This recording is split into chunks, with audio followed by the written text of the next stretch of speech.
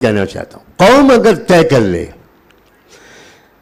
قومی ارادے، قومی فیصلے، قومی طاقت کو سمجھیے، قوم اگر طے کر لے تو طاقتور سے طاقتور حکومت، ظالم سے ظالم حکومت کسی قیمت پر بھی قوم کو اپنے اصولوں سے منحرف نہیں کر سکتی۔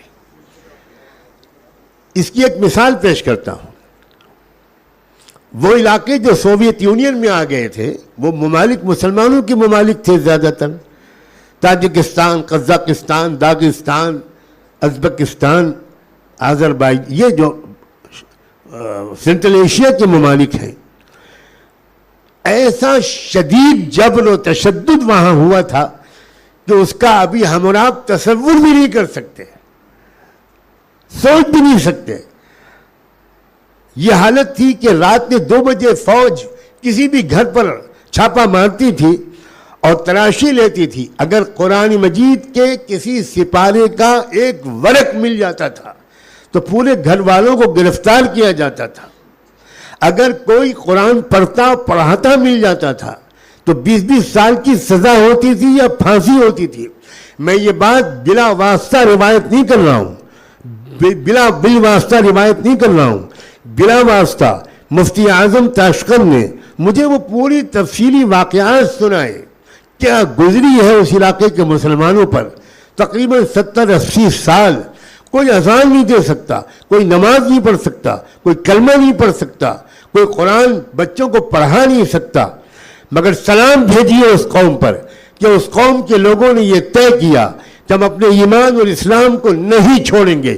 تو اس کے لیے انہوں نے کئی تدبیریں عجیب و غریب اختیار کی۔ میں صرف ایک تدبیر سنا کر آپ کے ارادے کو آواز دینا چاہتا ہوں، صرف ایک تدبیر، ورنہ میرے علم میں 6-7 تدبیریں ہیں۔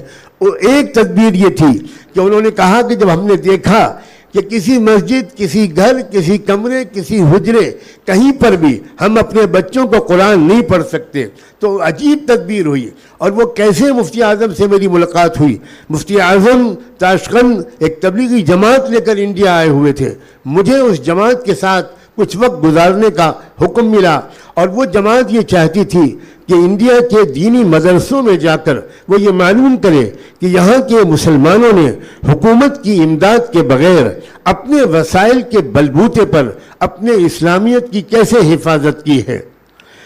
اسی سلسلے میں جب پہلے دن میں ان کے ساتھ مسجد میں تعلیم کے حلقے میں بیٹھا اور ان کے ساتھ 3 نوجوان تھے 17-18 سال کی عمر کے، اور قرآن کا مذاکرہ شروع ہوا، تو میرا خیال یہ تھا کہ ان کو تو قرآن پڑھنا آتا ہی نہیں ہوگا، لیکن عجیب بات یہ ہوئی کہ ان بچوں نے اس لہجے میں قرآن پڑھا کہ مصری قراء کو شاید پیچھے چھوڑ دیا۔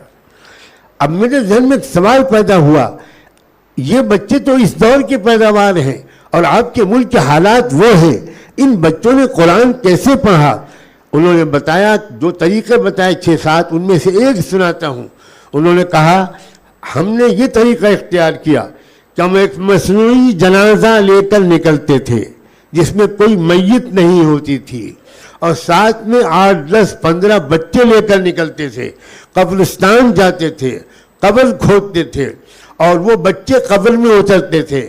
ان بچوں کو قرآن پڑھانے والا ایک استاد شمع موم بتی لے کر قبر میں اترتا تھا اور وہ 8-10 بچوں کو قبر میں چھپ کر قرآن پڑھاتا تھا، اور جیسے ہی آہٹ ہوتی تھی کہ کوئی اجنبی آ رہا ہے، جلدی سے باہر نکل کر ایسی ایکٹنگ کرتے تھے جیسے ابھی ابھی ہم کسی میت کی تدفین سے فارغ ہوئے ہیں، اور وہ تعددی کلمات بولتا اور واپس چلا جاتا۔ جب وہ چلا جاتا تو ہم دوبارہ قبر کو صاف کرتے اور دوبارہ بچوں کو اس میں اتارتے، اور وہاں پھر آگے کا سبق شروع ہوتا۔ اس طرح ہماری 70 سال کی جو محنت چلی ہے، اس کے نتیجے میں انہوں نے کہا کہ شیخ سجاد، ہم کہہ سکتے ہیں کہ ہمارے شاید ہر گاؤں میں 10 سے لے کر 20 تک حافظ قرآن موجود ہیں۔ یہ ہے قومی ارادہ۔